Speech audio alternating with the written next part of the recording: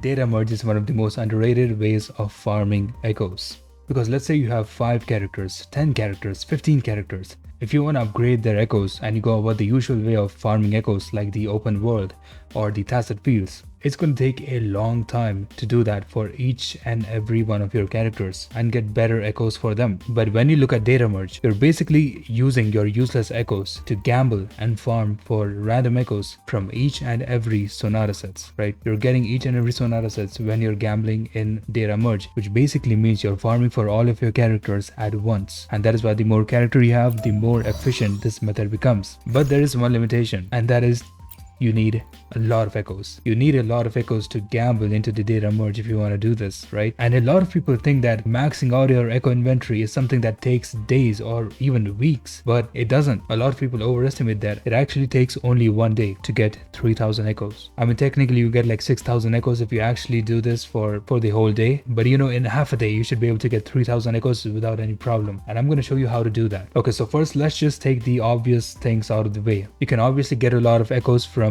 tacit fields, from nightmare fields, and from discord nests, but these things you can only do them for, you know, a limited number of times. But what about the fastest unlimited way of farming echoes? And you only have like 3 options. First one is just to go into the open world and defeat enemies, 1 cost, 3 costs. Second is defeating overlord bosses over and over again. So overlord bosses basically means Inferno Rider, Thundering Memphis, all of those. And the third thing that you can do is do the weekly bosses and defeat them over and over again. So which one of them actually gives you a higher number of useless echoes for less number of time spent? And it is actually very obvious which one of them is the fastest method to get a lot of echoes, and that is this one, particularly because of one weekly boss, and that is Dania. When you defeat this girl, she drops 2 echoes at once, and since she's a weekly boss, you get like guaranteed drop every single time you defeat her, unlike the overlord bosses. So you know what, I'm just gonna go ahead and show you guys how much time it takes to defeat her. I'm gonna use this theme because this theme is actually cracked. You will see why, especially when it comes to farming. This theme is actually, yeah, insane.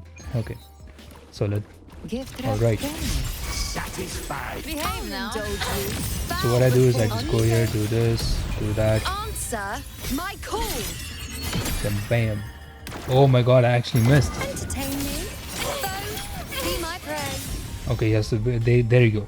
You know, if that didn't happen, then this would have actually taken like 15 seconds to defeat her. I don't actually know how fast that was, but just in case, I'm gonna do it again. I actually want to see how fast it is. But that was definitely less than 30 seconds. I'm gonna keep track of the time this time. You missed. Present. On you go. Taste my resolve. Okay, ultimate. That's a big boom. Not missed. Fate in my mark. Okay, that was definitely less than 30 seconds. I mean, come on. So let's say I actually take the whole 30 seconds to defeat this boss, right? That means I'm gonna get 2 echoes every 30 seconds, 4 echoes every 1 minute, which basically means 240 echoes every 1 hour. And if I do that for 10 hours straight, I will have 2400 echoes. That's a lot of echoes that you can get in like 1 day by spending 10 hours.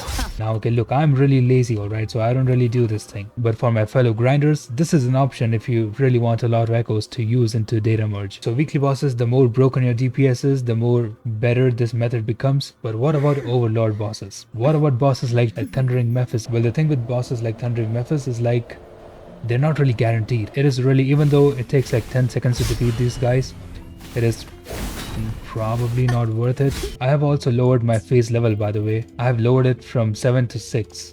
Okay, I want to see. Alright, so let's see this. Behave now. Try my trigger. Enter hell. Alright, he should be done. Yep.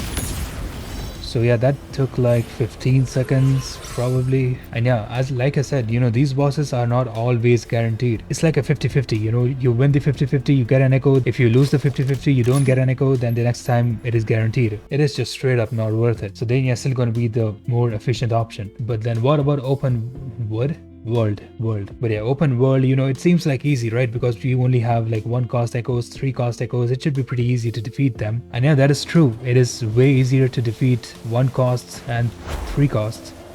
But the thing is that we have to travel. And if traveling itself is taking like 10 seconds, then yeah, it is not really worth it. And by the way, I got these echoes because I have a guaranteed on my 1 cost. Cost 1, cost 300%.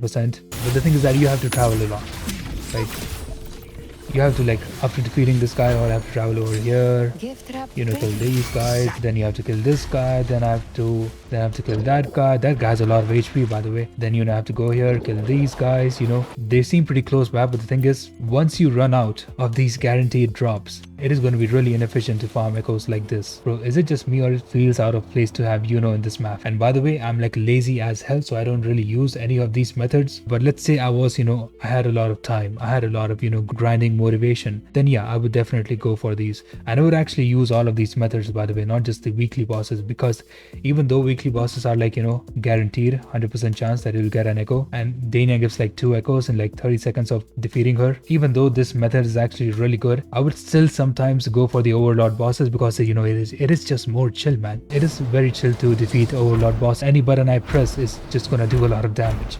For Dania, you kind of have to make sure that you don't get sucked in by her black hole and stuff. And yeah, I would actually also use the open world, where you're like going around the map, flying, biking. It's it is even more relaxing, and not only that, defeating them is even more easier, so you're basically like on autopilot pretty much. Alright, so to recap, let's say I am a grinder, I want to max out my inventory, I want to have 3000 echoes as fast as possible. Then what I would do is, of course, first do the tacit fields, then do my nightmare and discordness, and by just doing these things, you'll get 120 echoes in like a few minutes. And the next thing that you can do is use your weekly guaranteed, so basically this thing that I showed. So you get like 20 guaranteed 4 cost echo drop, and make sure to use this on Overlord bosses. Alright, calamity bosses are already 100% guaranteed, which is your weekly bosses. The next thing is that you can get 15 echoes from 1 cost or 3 cost, and the rest of the echoes I would just do like the Dania weekly boss to max out my inventory. And again, let me remind you, the more character that you want to build, the more efficient data merge becomes, because you're basically